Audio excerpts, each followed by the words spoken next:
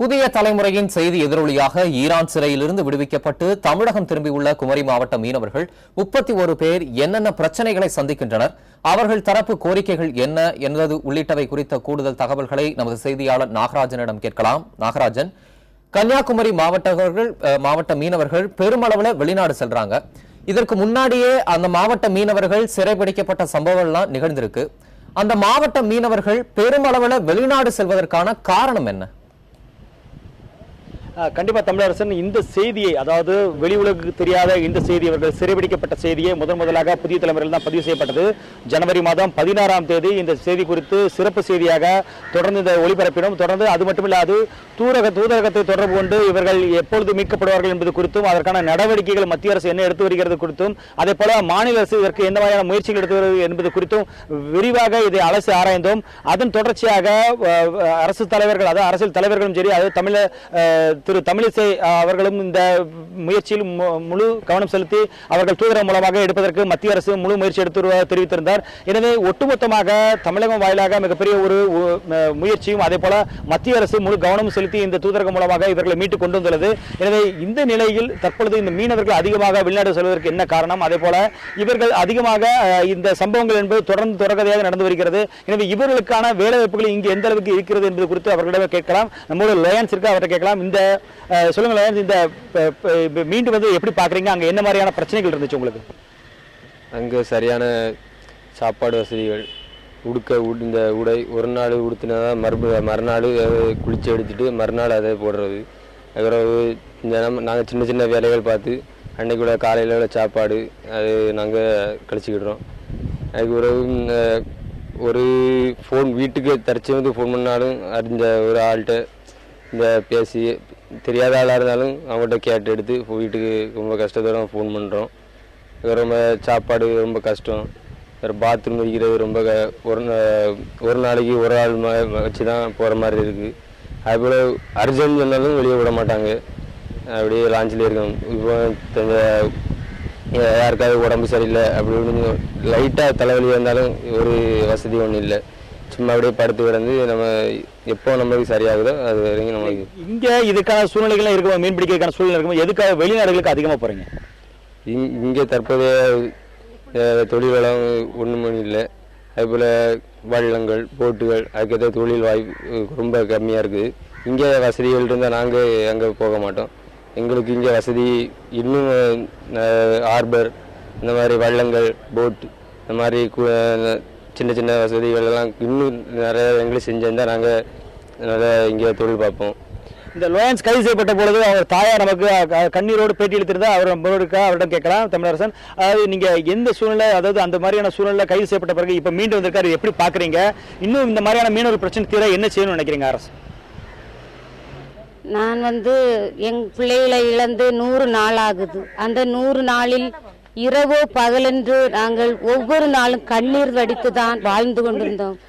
ஆனால் நாங்கள் இப்போது ஒவ்வொரு நாளும் தேவாலயத்தில் போய் நற்கருணை நாதனே எங்கள் பிள்ளைகளுக்கு எப்போது விடுதலை தருவேர் என்று ஒவ்வொரு நாளும் கத்தி கதறணும். அப்போது எங்களுக்கு அம்மா பல முயற்சிகள் எடுத்து எங்களுக்கு இந்த தமிழ் எம்போஸ் எங்களுக்கு பிள்ளைகளுக்கு விடுதலை வாங்கி தந்துச்சு. ஆனாலும் பல இரவும் பகலும் வேதனைப்பட்டதற்கு ஒரு நொடியில் ஒரு நிகழ்ச்சி எங்களுக்கு கிடைத்தது. அந்த நிகழ்ச்சி கண்ணீருக்கு ஆறுதல். எனக்கு ஏகப்பட்ட கடன் இருந்து எங்க பங்கு தந்தை நேற்று தான் நான் சந்திச்சு சொன்னேன், ஃபாதர் பிள்ளையும் இப்படி வருகிறான், எனக்கு கடமெல்லாம் இப்படி இருக்கு, நான் என்ன செய்ய போறேன் என்று எனக்கே தெரியல ஃபாதர் அப்படின்னு சொல்லி ஆனால் இது கிடைக்கும் என்று நான் நினைக்கல. எங்கள் பிள்ளைகள் வந்தாலாவது ஏதாவது இன்னொரு வழி பிறக்கும் என்றுதான் நினைத்தேன். ஆனால் இந்த பகுதியை பொறுத்த வரைக்கும் இந்த மீனவர்கள் எல்லாருமே பெரும்பாலும் கடன் பட்டு தான் இங்கே அடுத்த வெளிநாடுகளில் சென்றுள்ளார்கள். அங்கு ஒரு நல்ல ஒரு நிலைமை, அதாவது மிகப்பெரிய அளவில் வருவாய் ஈட்டக்கூடிய ஒரு சூழல் இருக்கும் என்பதுதான் இவர்கள் எதிர்பார்ப்பு. ஒட்டுமொத்தமாக கன்னியாகுமரி மாவட்டத்தை பொறுத்த வரைக்கும் 1 லட்சத்திற்கும் அதிகமான மீனவர்கள் நேரடியாகவும் மறைமுகமாக இந்த மீன்பிடி தொழில் மூலமாக வருவாய் ஈட்டு வருகின்றனர். இதற்கு காரணம், அதாவது இங்கு உள்ள துறைமுகங்கள், மீன்பிடி துறைமுகங்கள் என்பது முழுமையாக முடிவடையப்படாத நிலையில் இருக்கிறது. எனவே அது ஒரு மிகப்பெரிய காரணம் இவர்கள் வெளிநாடு செல்வதற்கு. அதே போல மற்ற நாடுகளில் கிடைக்கும் அளவிற்கு ஒரு வருவாய் என்பது இந்த கன்னியாகுமரி மாவட்டத்தில் மிகப்பெரிய அளவில் ஈட்ட முடியல என்ற ஒரு குற்றச்சாட்டும் அவர்கள் முன்வைக்கிறார்கள். தூண்டில் விளைவு இன்னும் அமைக்கப்படாத கிராமங்கள் அதிகம் இருக்கின்றன. இது குறித்து பேசுவதற்கு இந்த பகுதியை சேர்ந்த அனிஸ் இருக்கார். அனிஸ், சொல்லுங்க, என்னென்ன பிரச்சனைகள் இருக்கு, என்ன பிரச்சனைகள் இங்க தீர்த்தா இங்க உங்களுக்கு வருவாய் ஈட்டதுக்கு வாய்ப்பு இருக்கும்? எங்களுக்கு இங்கே தொழில் பண்ணுறதுக்கு எல்லா வசதிகளையும் செஞ்சு தரணும்னு சொல்லிட்டு கேட்டுக்கொள்கிறோம். எங்கள் தூண்டில் வலை எங்கள் ஊரில் எல்லாம் தூண்டில் வலை இல்லை. தூண்டில் வலை எங்கள் ஊருக்கு, வேறு எங்களோட கடலோர ஊருக்களுக்கு எல்லா ஊருக்கும் செஞ்சு தரணும்னு சொல்லிட்டு தாழ்மையோட கேட்டுக்கொள்கிறோம். கன்னியாகுமரி மாவட்டத்தை பொறுத்த வரைக்கும் ஒரு 48 மீனவ கிராமங்கள் இருக்கிறது. இதை நம்பிதான் மிகப்பெரிய ஒரு தொழில் ஆதாரம் இருக்கிறது. எனவே இதற்கு முக்கியத்துவம் கொடுத்து அரசுகள் ஒரு திட்டங்களை செயல்படுத்தும் பொழுது கண்டிப்பாக அந்த மீனவர்கள் இங்கேயே அதை வருவாயிட்டக்கூடிய வாய்ப்பு இருக்கும் என்று தெரிவிக்கின்றனர். தம்பி தமிழரசன், பெருமளவு மீனவர்கள், கன்னியாகுமரி மாவட்ட மீனவர்கள் வெளிநாடுகள்ல இதே போன்ற வேலையில இருக்கிறாங்க. இவ்வளவு நாளா அவங்க கன்னியாகுமரி மாவட்டத்துல இந்த மாதிரி வசதிகள் வேணும்னு சொல்லிட்டு அதிகாரிகள், அமைச்சர்கள்ட்ட கோரிக்கை வச்சாங்களா? அதுக்கு அவங்களுக்கு என்ன பதில் கிடைச்சிருக்கு? கண்டிப்பா தமிழரசன், ஏற்கனவே இது குறித்து கோரிக்கை, அதாவது இங்குள்ள மீன்பிடி துறைமுகங்கள் அதிகமாக செயல்படுத்தப்பட வேண்டும், அதாவது திட்டமிடல், அதுக்கான நிதி ஒதுக்குதல் அதிகப்படுத்த வேண்டும், அதை விரைவாக செயல்படுத்தி இவர்கள் படகுகள் நிறுத்துவதற்கான வாய்ப்புகளையும் அதே போல வேலை வாய்ப்புகளையும் அதிகமாக உருவாக்க வேண்டும் என்ற கோரிக்கை நீண்ட நாட்களாக இருந்து வருகிறது. அதே போல மீன்வளத்துறைக்கு என்று ஒரு அமைச்சகம் வேண்டும் என்ற கோரிக்கையும் அது ஏற்கனவே தேர்தல் அறிவிப்புறையும் அந்த பாரதிய ஜனதா அறிவிப்பில் இருந்தது. ஆனால் தற்பொழுது வரை அதற்கான அந்த அறிவிப்பு செயல்படுத்தப்படவில்லை. அதாவது மத்திய அரசில் ஒரு மீன்வளத்துறைக்கு என்று ஒரு அமைச்சகம், தனி அமைச்சகம் இருந்தால் இவர்களுக்கான அனைத்து உதவிகளும் அதே போல கடன் உதவிகள் தொடங்கி அவர்கள் வேலைவாய்ப்பில் பல்வேறு வசதிகளை செய்து தர முடியும். ஆனால் அதற்கான எந்த ஒரு ஏற்பாடும் தற்போது வரை செய்யப்படாது.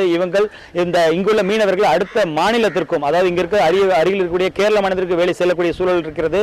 பொருளாதாரம் அதிக அளவில் ஈட்டக்கூடிய அதே போல அந்நிய செலவனை ஈட்டக்கூடிய தொழில் இருந்தும் இவர்களுக்கான வசதி வாய்ப்புகளை அதிகமாக செய்து கொடுக்கவில்லை என்ற குற்றச்சாட்டு அந்த மக்களிடையே இருக்கிறது.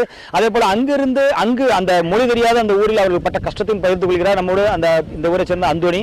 சொல்லுங்க, என்ன மாதிரியான கஷ்டங்கள் இருந்தது அங்க கஷ்டப்பட்டீங்க? நாங்கள் அங்கே எங்களை டிசம்பர் 1 பிடிச்சிட்டு போனாங்க. எங்களை பிடிச்சிட்டு போய் நாங்கள் அப்படி ஒரு கஷ்டப்பட்டோம்.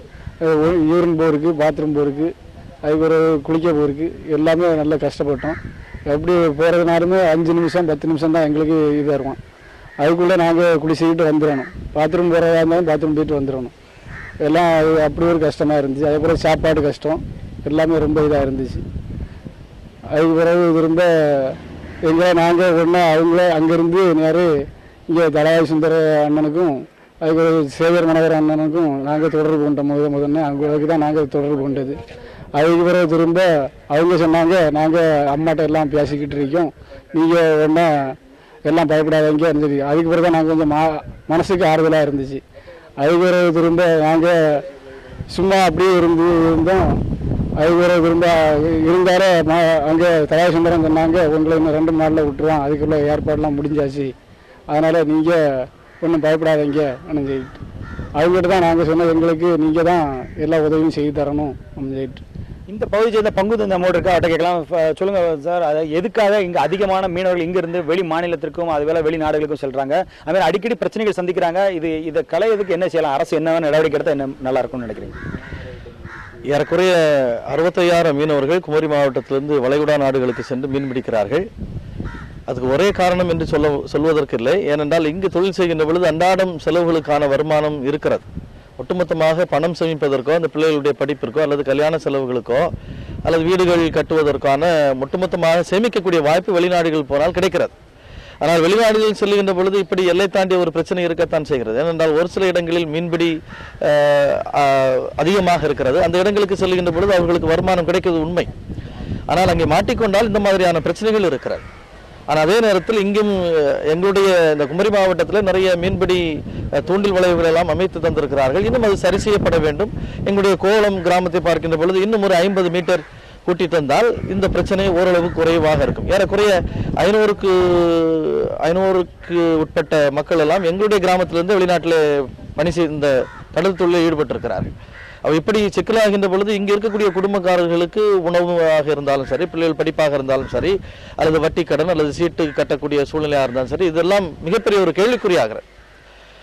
ஆகவே ஒருவேளை இன்னும் அதிகமான மீன்பிடி தளங்கள் அமைத்து மீனவர்களுக்கு தேவையான மானியத்தையும் கொடுத்து தொழில் கருவிகள் எல்லாம் வாங்கப்பட்டால் இங்கே தொழில் செய்வதற்கான சாத்தியம் இருக்கிறது. தமிழரசன், நீங்க கேட்டிருப்பீங்க, இவங்க பொறுத்த வரைக்கும் மீனவர்களுக்கான அடிப்படை தேவைகளுக்கான வசதிகள், அதாவது அதற்கான கருவிகள், அதே போல இங்கு 10 வருடங்கள் கடந்த 10 வருடங்கள் மட்டும் 120க்கும் மேற்பட்டோர் இந்த மீனவர்கள் கடலுக்கு சென்றவர்கள் காணாமல் போயிருக்கிறார்கள். அவர்களுக்கு கண்டுபிடிப்பதற்கான கருவிகள், அதே போல அவர்களுக்கான குடும்பங்களுக்கு தேவையான நிதி உதவிகள், மானியங்கள் செய்து கொடுத்தால் இவர்கள் இங்கேயே பல்வேறு வகையில் வருவாய் ஈட்டுவதற்கான வாய்ப்புகள் இருக்கும். எனவே அடிப்படை வசதிகளை மேம்படுத்த வேண்டும் என்பது இவர்களுடைய எதிர்பார்ப்பாக இருக்கிறது. தமிழரசன். கண்டிப்பா நாகராஜன், புதிய தலைமுறையோட செய்தி எதிரொலியாக குமரி மாவட்ட மீனவர்கள் 31 பேர் நாடு திரும்பி இருக்கின்றனர். மறுபடியும் புதிய தலைமுறையின் வாயிலாக அவர்களின் கோரிக்கைகள், எதிர்பார்ப்புகள் முன்வைக்கப்பட்டிருக்கின்றன. அவர்களின் எதிர்பார்ப்புகள் விரைவில் நிறைவேற்றப்படும் என்று நம்பலாம். உங்களுடைய தகவல்களுக்கு நன்றி.